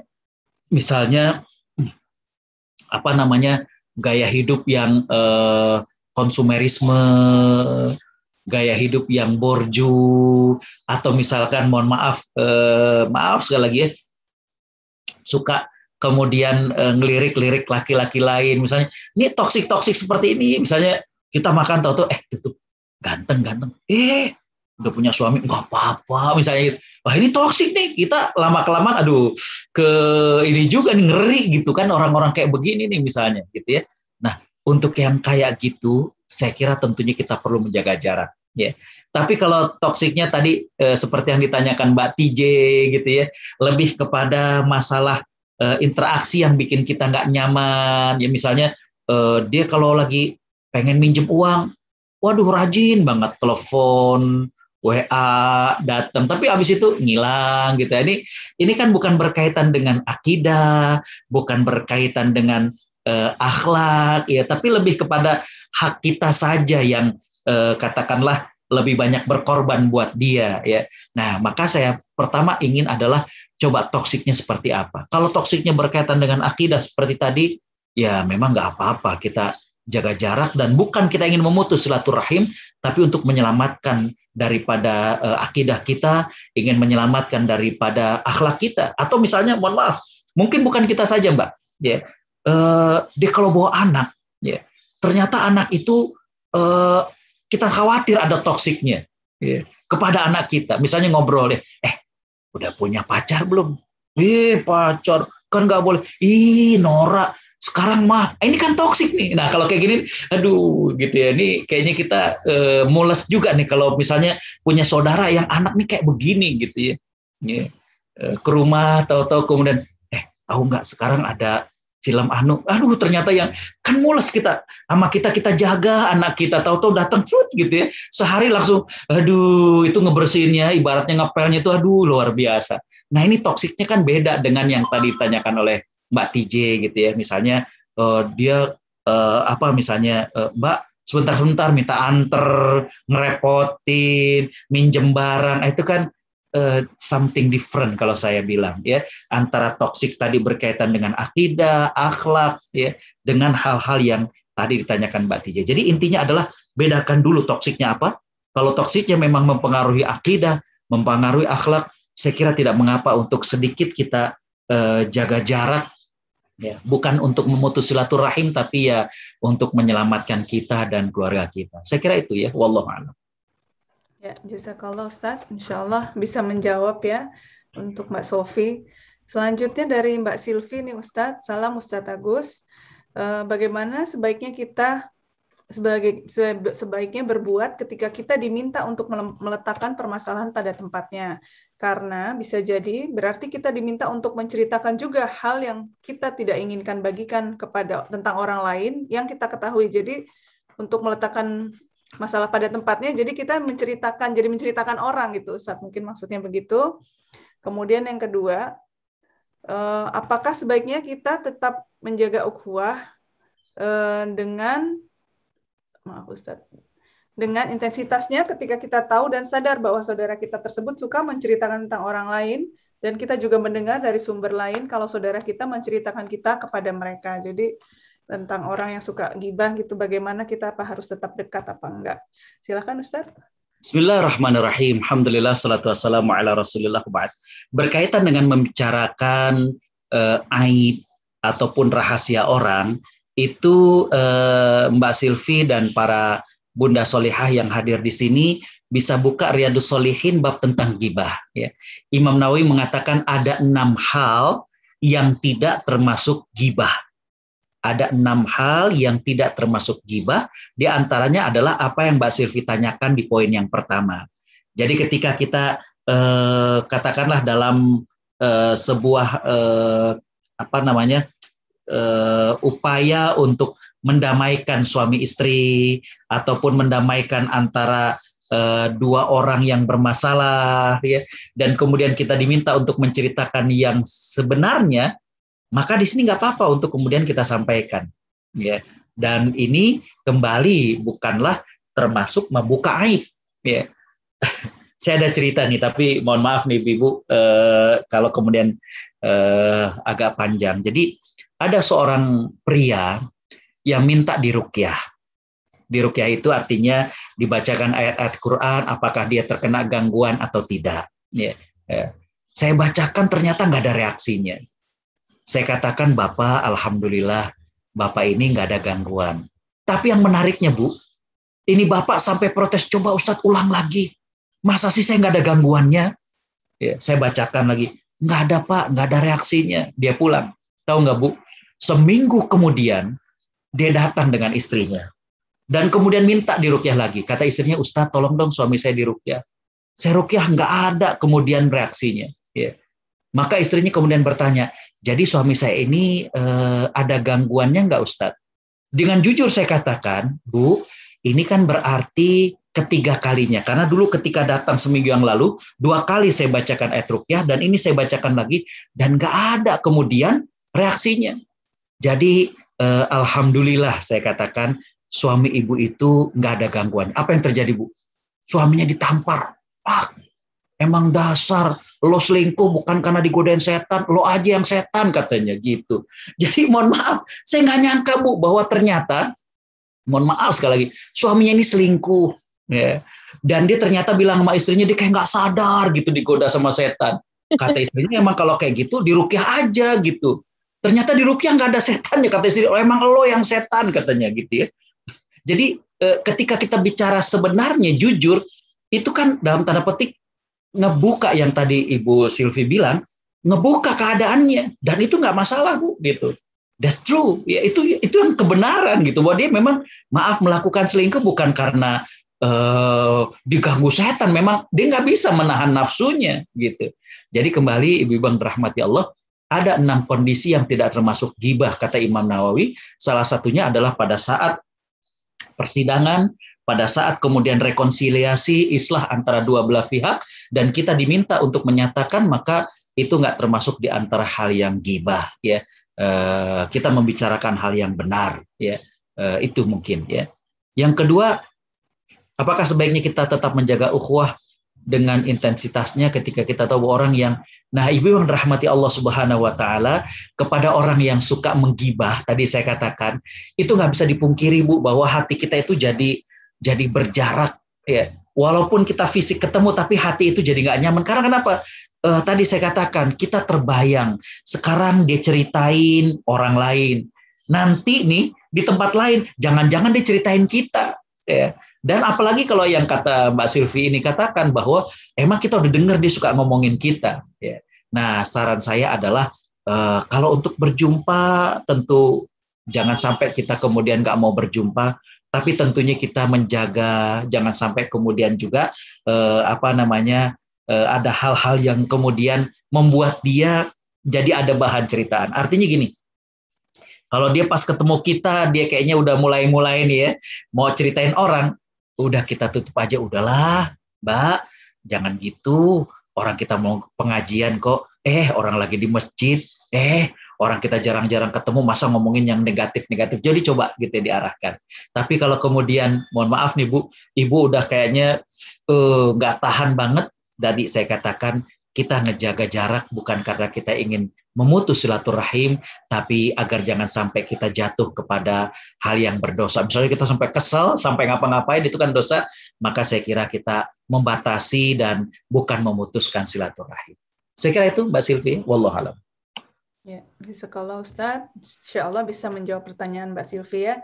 Selanjutnya dari Ibu Ida, pertanyaannya, jika kita dikasih amanah sama sahabat untuk menjaga rahasia, misal dia kehilangan sesuatu dan terpuruk, tapi dia tidak ingin semua orang tahu. Kita mengerti untuk bisa menerima kehilangan tersebut butuh waktu, cepat atau lambat itu tergantung. Dan akhirnya sahabat ini menjauh dari berbagai aktivitas dan tidak ada kabar. Jadi saya sebagai sahabat akhirnya menceritakan soal kondisi ke teman-teman yang bisa dipercaya dengan tujuan untuk mencari solusi terbaik. Apakah hal ini termasuk kita tidak amanah, tidak bisa menjaga rahasia, atau hal ini diperbolehkan dalam Islam? Jazakallah khair. Bismillahirrahmanirrahim. Alhamdulillah, salatu wassalamu ala rasulillah. Terima kasih buat Mbak Ida, ini pertanyaannya bagus sekali. Ya. Saya ada contoh kasus Mbak. Ya. Jadi ada di Depok, saya nggak sebutkan karena nanti ini bagian dari amanah juga. Ya. Ini sih di perumahan abang saya. Jadi abang saya itu sempat lihat seseorang yang biasanya ke masjid, ya. Kemudian kalau ke masjid itu langsung pulang. Artinya kalau dulu kelihatan habis sholat itu kayaknya dia zikir, nyempetin baca Quran, sekarang langsung pulang dan kayaknya out-outan gitu ya, lusuh gitu ya, lusuh. Biasanya klimis ya, lusuh. Ya. Kemudian ditanya, Pak, kenapa? Ya. Nah dia cuma cerita, maaf nih Pak Haji, dia manggil abang saya begitu. Mohon doanya. istri saya agak tertekan dengan kondisi sekarang. Oh, gitu ya. Nah, ibu yang dirahmati Allah, begitu aja. Ya. Nah, sampai kemudian lambat laun, ya, abang saya ini kemudian nanya lagi, tertekannya gimana? Singkat ceritanya, laki-laki tersebut kemudian menyampaikan bahwa istrinya stres, Bu, dengan kondisi lockdown seperti ini. Ya. Jadi suaminya ya itu diberhentikan kerja. Tahun pertama ketika COVID ini masih bisalah dari tabungan gitu ya. Nah, sekarang ini kan tabungannya sudah mulai menipis dan suaminya nggak kerja. Jadi dia tertekan, stres. Ya. Nah, yang tahu itu kan abang saya. Tapi yang jadi masalah adalah ternyata ibu ini di grup-grup WA itu ngomongnya udah mulai, maaf, nggak beraturan. Ya. Kalian ini semua percuma ngaku muslimah, nggak pada perhatian. Wah, segala macam dijapri-japriin. Wah, kelihatan aja soleha, hijaber, tapi nggak perhatian. Semua dijapriin. Tentu satu komplek ini heboh gitu. Waduh, ini ada apaan nih? Gitu ya. Ketika ditanya, ini benar Mbak Anu? Iya, emang siapa lagi? Oh, kirain nomornya dihack atau di apa gitu ya Bu ya. Katanya dia gitu ya. Nah, yang tahu rahasia bahwa beliau sedang stres itu kan abang saya. Ya. Ya, abang saya nanya, Gus, kalau maaf, abang saya kadang suka nge-gue, kalau gue cerita sama yang lain di komplek gimana? Gak apa-apa Bang. Ya, karena kenapa? Daripada mereka kemudian kaget nih, bingung nih, ibu ini kenapa kok tiba-tiba nge-WA-in japri orang. Misalnya kalau di sini tuh kembadian ke ini gitu ya, apaan hijau, begitu dan langsung, tajam sekali gitu ya di grup gitu juga. Ini buat apa nih grup Satgas Covid kalau begini, wah segala macam. Ya. Jadi termasuk dalam hal itu Bu Ida. Kita punya rahasia, tapi ada suatu maslahat yang kita lihat, ya. Dan kemudian kita menceritakan hal ini kepada orang, maka itu bukan kita tidak amanah, bukan. Ya. Abang saya langsung kemudian manggil, ya, admin grup ini, dan kemudian disampaikan, mohon maaf Pak, ibu itu agar di remove saja dari grup. Karena kenapa? Karena informasi dari suaminya begini-begini. Tapi bukan berarti kita umumkan, bukan kayak ini, tapi ya dengan cara yang lebih bijak, dan itu adalah untuk meminimalisir, ya. Karena ada juga yang sampai kesinggung, wah ini kurang ajar benar nih Bu, gitu kan. Temperamen orang kita nggak bisa ini kan. Jadi kembali Bu, bukan kita tidak amanah. Ketika kita memiliki satu rahasia dan pesan dari seseorang, tapi kita lihat ada kemaslahatan yang lebih besar untuk menceritakan kepada orang lain. Jadi sesuatu itu tidak menyalahi amanah kalau motivasinya ya betul-betul untuk membantu, dan yang kedua adalah kita coba dengan cara yang terbaik. Saya kira itu ya. Wallahu a'lam. Jazakallah Ustadz, ini masih ada satu pertanyaan, apakah Ustadz lapang waktunya untuk menjawab satu lagi? Boleh, silakan. Insya Allah dari Mbak Melina nih, Assalamualaikum Pak Ustadz, bagaimana menyikapi kerabat atau keluarga besar yang memutus silaturahim dengan keluarga kita, sedangkan awal masalah adalah dari mereka. Jazakallah khairan. Bismillahirrahmanirrahim. Bapak Ibu Allah Subhanahu wa taala rahmati, ya. Kalau kita mendapatkan perilaku dari saudara yang menjaga jarak, ya, maka saran saya adalah bagaimana kita mengawalinya, ya. Nabi Shallallahu Alaihi Wasallam mengatakan, ya, bahwa orang yang tidak mengucapkan salam selama 3 hari itu adalah orang yang tidak baik, dan yang paling terbaik adalah yang mengawali mengucapkan salam. Jadi kalau saudara kita memperlakukan seperti itu, ya bagaimana kita tetap, kalau kemudian dia nggak mau juga, nelfon nggak dibalas, ini nggak nih, tetap aja kita berupaya, kita berusaha, misalkan. Nanti kalau misalnya, maaf, tataran orang tuanya nggak mau, anaknya misalnya, ya, anaknya. Jadi misalkan gini, ya, ada dalam tataran orang tua yang ini katakanlah paman-pamannya nggak mau silaturahim, mutus silaturahim, ya, udahlah kesel, ya, nggak pernah datang, nggak pernah WA, kita juga WA nggak dibales, telepon nggak dibales. Nah itu bisa dengan tadi anaknya, anaknya kita coba tanya, Bang, gimana Bapak? Ya gitulah Om, sehat-sehat udah tua misalnya gitu. Apa yang perlu coba ya. Jadi kembali bahwa kalau kita menghadapi keluarga yang memutus silaturahim, ya, kita coba sambung dan kita mendapatkan kebaikan. Kita yang menginisiasi. Kalau dengan pihak yang memutus itu nggak bisa, coba cari keluarganya yang bisa kita sambung, anaknya, istrinya, ya, dan lain sebagainya, sehingga kemudian silaturahim ini bisa kembali. Ya, saya kira itu diantaranya. Wallahu a'lam. Ya, jazakallah Ustadz. Ini Masya Allah ada satu lagi Ustadz nih Baik. dari Malang nih Ustadz nih, dari Ibu Rima ya. Ya, dari Ibu Rima. Insya Allah terakhir ya ibu-ibu ya ini ya, karena waktunya.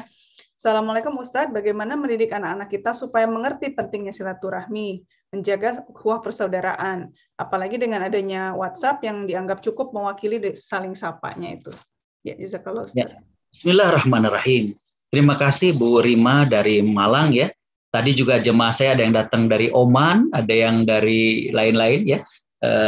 Pada Japri mereka bilang mereka hadir. Ibu yang dimuliakan Allah Subhanahu Wa Taala ya. Anak itu adalah peniru ulung. Saya katakan lagi, anak itu adalah peniru ulung dari orang tuanya. Ya. Jadi kalau kemudian kita ingin anak kita itu rajin silaturahim, kita contohkan. Itu yang pertama. Ya. Karena anak itu menjadi peniru ulung. Ya. Kalau maaf, ibu bapaknya kemudian orangnya di rumah aja, ya anaknya juga akan begitu.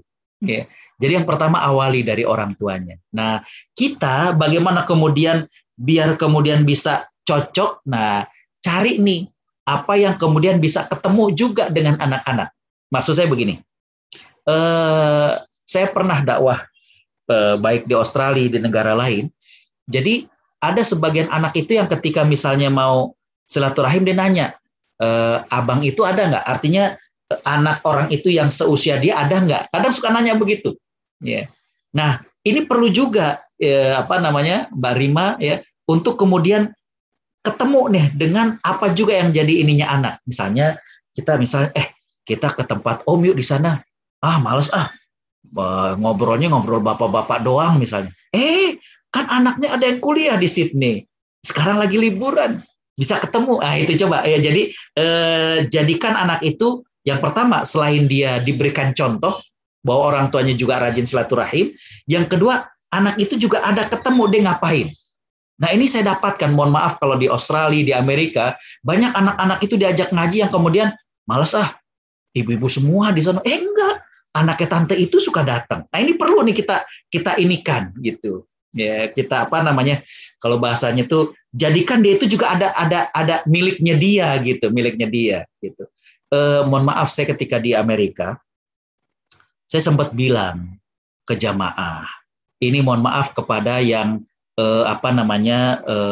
mixed couple yang punya suami orang bule yang tidak bisa berbahasa Indonesia, ya. Saya bilang tolong yang suaminya ini tidak berbahasa Indonesia agar jangan dibiarin sendiri. Coba ada pengurus yang ngedeketin sambil kemudian nerjemahin lah sedikit. Karena kenapa? Kalau dia bengong, akhirnya pengajian berikutnya diajak sama istrinya nggak mau. Kenapa? Kalau kata orang Jakarta cengok begitu, bengong. Yang ngajakin dia ngomong nggak ada. Ustadz ceramah 1,5 jam, ketawa-ketawa dia ya segini. Paling maaf, ketika acara ramah tamah makannya doang. Ya. Jadi ini perlu, ini seni kalau saya bilang Bu. Ya. Bagaimana kemudian anak, suami itu mau, ya, diajak silaturahim ke orang Indonesia, suaminya diem aja. Istrinya akrab ini gitu ya. Dianya diem, nggak ada yang nyapa, nggak ada yang negor. Kalau ke Jakarta dicolek aja kagak gitu ya. Coba ya. Jadi yang pertama Mbak Rima dan ibu-ibu, yang pertama adalah tadi kita ngasih contoh. Yang kedua, ini anak biar ada juga yang dia dapatin dengan silaturahim. Ya. Tadi saya katakan di sana itu ada siapa. Kalau kita ajak suami misalnya ke Masjid Side, kita nitip misalnya, Mas. Ntar ke Masjid Side juga nggak? Iya, ntar temenin suami saya ya, ajak ngobrol. Kesian kalau dianggurin begitu doang. Nah ini kan bisa. Ya. Begitu juga kalau kita bawa anak, apalagi anak kalau udah remaja, apalagi anak kalau kemudian udah gadis, ya kita bilang, Mbak Dian, aku mau ngajak anak aku dong ke masjid. Oh iya, ntar kalau di sana ajak ngobrol ya, biar dia nggak bengang, bengong. Itu seni seperti itu. Ya. Karena kalau dia bengang-bengong, aduh Bu, sekali mau, besokannya mungkin nggak mau di sana bengong doang, ibu-ibu aja pada ketawa-ketawa, anak-anak yang remaja pada diam main handphone aja di pojokan masjid. Nah ini juga perlu ya seni untuk seperti itu. Ya saya kira itu Mbak Rima. Wallahu a'lam. Ya, Masya Allah ya Ustadz. Ini kalau membahas ukhuwah nggak habis-habis ya ceritanya ya. Dari tahun berapa ini kita bicara ini? Selalu ada yang baru, Masya Allah. Mudah-mudahan di saat-saat sulit seperti pandemi ini kita bisa tetap minta perlindungan kepada Allah supaya diberikan pikiran yang tetap positif dan juga berprasangka baik kepada sesama saudara, sesama muslim, sehingga kita bisa mendapatkan cintanya Allah Subhanahu wa taala. Terima kasih atas kehadirannya Ustadz Agus, Setiawan, ibu-ibu, bapak-bapak semua yang telah hadir. Sebelum kita tutup, mungkin Ustadz Agus bisa memimpin doa untuk kita semua sehingga acara kita ini tetap barokah ya. Silakan Ustadz. Baik, ibu-ibu yang dimuliakan Allah, mari kita awali dengan beristighfar. Astaghfirullahalazim, astaghfirullahalazim, astaghfirullahalazim. Mari kita hadirkan hati kita. Bismillahirrahmanirrahim. Alhamdulillahi rabbil alamin. Hamdan syakirin, hamdan na'imin, hamdan yuwafi ni'amahu wa yukafi'u mazidah. Ya Rabbana lakal hamdu wa lakas syukru kama yanbaghi li jalali wajhika wa azimi sultanik. Allahumma salli ala Muhammad wa ala alihi wa sahbihi ajma'in. Allahumma ighfir lana dhunubana wa israfana fi amrina wa thabbit aqdamana wansurna 'alal qaumil kafirin. Ya Allah, kami semua hamba-Mu, putra-putri hamba-Mu, ubun-ubun kami berada dalam genggaman-Mu, berlaku pasti ketentuan-Mu, adil pasti hukum-Mu.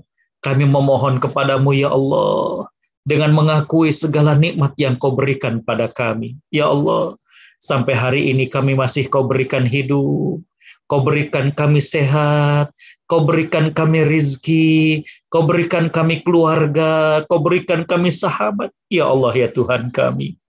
Kami juga mengakui kami ini banyak sekali kekurangannya. Maafkan mata kami ya Allah, yang terkadang berat untuk baca Al-Quran. Ya Allah, ampuni lisan kami yang masih suka menggunjing, masih suka berbohong, masih suka menyakiti perasaan saudari-saudari kami, masih suka marah-marah. Ya Allah, ampuni tangan kami yang terkadang berat untuk membantu orang lain, terkadang berat untuk bersedekah. Ampuni kaki kami ya Allah, yang terkadang berat untuk datang ke masjid, berat bersilaturahim. Ampuni kaki kami ya Allah, yang sudah lama tidak mengunjungi orang tua kami. Ampuni kaki kami, yang sudah lama tidak mengunjungi makam ibu bapak kami. Allahumma ya Allah, sehatkan raga kami, sehatkan penglihatan kami, sehatkan pendengaran kami, jadikanlah sisa umur kami ini berkah ya Allah. Banyak ibadah, banyak kebajikan, ya Allah ya Tuhan kami. Sekiranya Engkau wafatkan kami, wafatkanlah kami dalam keadaan husnul khatimah.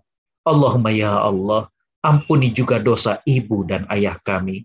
Sayangi mereka ya Allah, sebagaimana sayangnya mereka pada kami. Mereka yang telah berkorban demi kami, mereka yang telah mendidik kami. Ya Allah ya Tuhan kami, ampuni kami yang belum sempat bakti kepada mereka. Ampuni kami ya Allah yang pernah membantah kata-kata mereka. Ampuni kami yang pernah membuat mereka menangis. Ya Allah, kepada ibu dan ayah kami yang sudah meninggal dunia, ampuni dosa mereka. Lapangkan alam kuburnya dan pertemukan kami kembali dengan mereka di surga-Mu. Ya Allah, sekiranya Engkau memberikan kami pendamping hidup, beri kami pendamping hidup yang kekal hingga ke surga-Mu. Lahirkan dari rahim istri kami, lahirkan dari rahim para ibu-ibu ini ya Allah, anak-anak yang soleh dan solehah. Jaga akidah dan akhlak mereka ya Allah. Jadikan mereka anak-anak yang taat padamu, anak-anak yang berbakti pada orang tuanya. Allahumma ya Allah, berkahilah ukhuwah di antara kami. Ikatlah hati kami dengan perasaan cinta karenamu. Ya Allah, cabutlah dari hati kami rasa iri, dengki, dendam di antara kami. Ya Allah ya Tuhan kami, sembuhkanlah saudara-saudari kami yang sedang sakit. Ya Allah, sembuhkanlah saudara-saudara kami yang sedang sakit. Angkatlah wabah ini dari negeri kami dan negeri-negeri yang lainnya. Selamatkanlah kami ya Allah. Selamatkanlah kami ya Allah. Rabbana atina fid dunya hasanah wa fil akhirati hasanah wa qina adzabannar wa bifadli subhanaka rabbina rabbil izzati amma yasifun wa salamun alal mursalin walhamdulillahi rabbil alamin. Alhamdulillah, telah selesai acara kita pada sore hari ini. Jangan lupa Bapak Ibu sekalian bahwa CIDI juga masih menerima sumbangan untuk dana COVID di Indonesia maupun di Sydney. Jadi nanti silahkan langsung ke rekening CIDI dan insya Allah kita salurkan kepada yang membutuhkan.